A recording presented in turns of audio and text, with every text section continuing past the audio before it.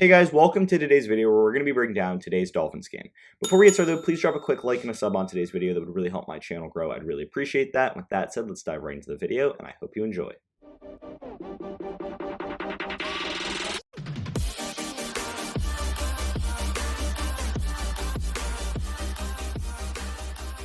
So big win for this Miami Dolphins team, moving to 6-7 on the year.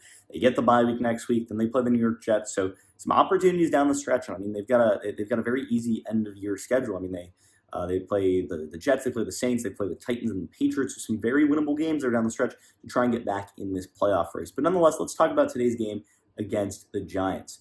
So overall, I thought this was a very controlled game from the Dolphins, both on offense and on defense. Let's start with them offensively. Tua had a really nice day throwing the ball, pretty accurate with the football, didn't turn the ball over. 2 touchdowns from him, and overall, he was in command of the offense. Looked confident, looked controlled, looked like he was finding his receivers. He was accurate with the football, got Jaylen Waddle involved a lot, got Devante Parker involved a lot, went up to Myles Gaskin a few times, found Mac Hollins and Isaiah Ford for touchdowns. But a lot of what he did well was when he was rolling out to his left. And that's something that we've seen over the past year and a half from him, really, of Tua Tagovailoa's short NFL career so far. He has a lot of success when he rolls out and utilizes his legs to create some plays. And that's how both of those touchdowns happened. Both of them were on designed rollouts from Tua. So those are things to watch moving forward. But overall, I thought Tua had a really good day. He was accurate with football. Threw the ball a little bit downfield, too, to Devante Parker a few times. Looked like he had good chemistry with him. Flung it over the middle of the field, deeper downfield to Jaylen Waddle, just extending plays with that arm. His arm looks really good, throwing a really, really nice football.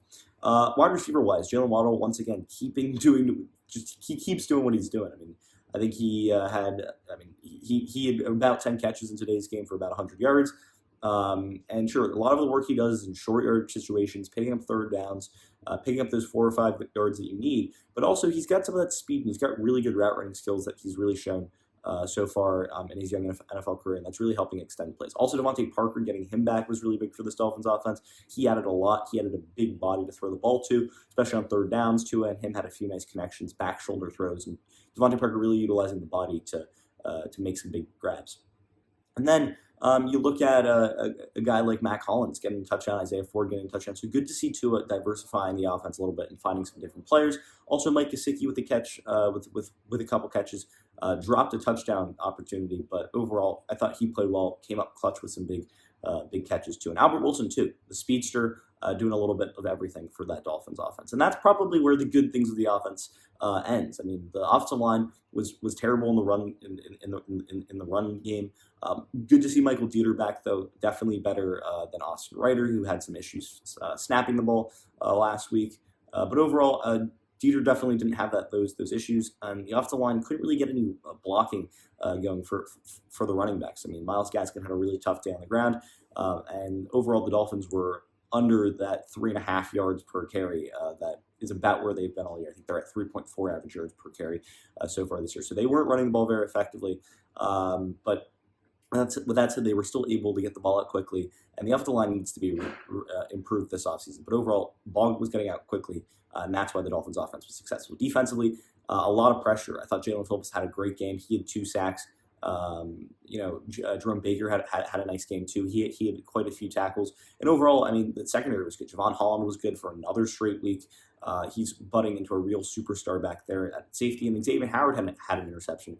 The one knock on the secondary I would say is Byron Jones. He had a really tough day, especially in that first quarter against Kenny Golladay. It looked like Kenny Golladay was getting the better of him. But overall, the Dolphins defense did what they had to do. They pressured Mike Glennon. They made him feel uncomfortable.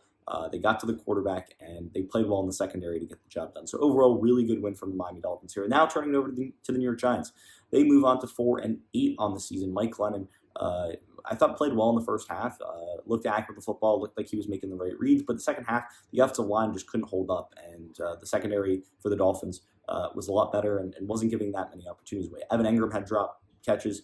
Saquon Barkley had dropped catches. I mean, this offense was in disarray. And you were missing Sterling Shepard.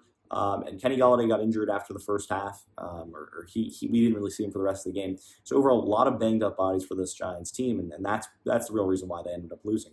Their offensive line couldn't really create anything for the run game. Saquon Barkley did, have a nice few runs overall, but overall was pretty quiet on the day, missed a few catches.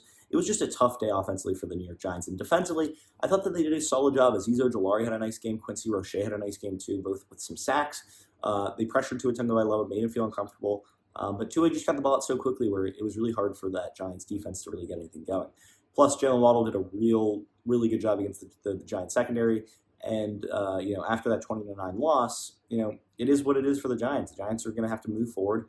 At the end of the day, they couldn't be productive in the red zone. And when you can't score touchdowns and you get field goals instead, you're not going to win football games. So with that said, Dolphins get the bye week next week. They play the Jets the week after, then the Saints, and then the Titans. So some winnable games, and they're going to have to win a game against the Patriots at home to have a shot at the playoffs. But overall, winnable games down the stretch for this Miami team. They're surging. They've won 5 in a row now. And the Giants, after a solid win last week against the Eagles, take a tough loss against Miami as they try and keep in that race for the NFC wildcard. So overall, big win for Miami, tough loss for the Giants as the Dolphins are on the bye week next week. And with that said, that's pretty much going to end the video for today. Did you agree with my analysis? Why or why not? Leave your comments and thoughts in the comment section down below. I'd love to hear what you guys have to say.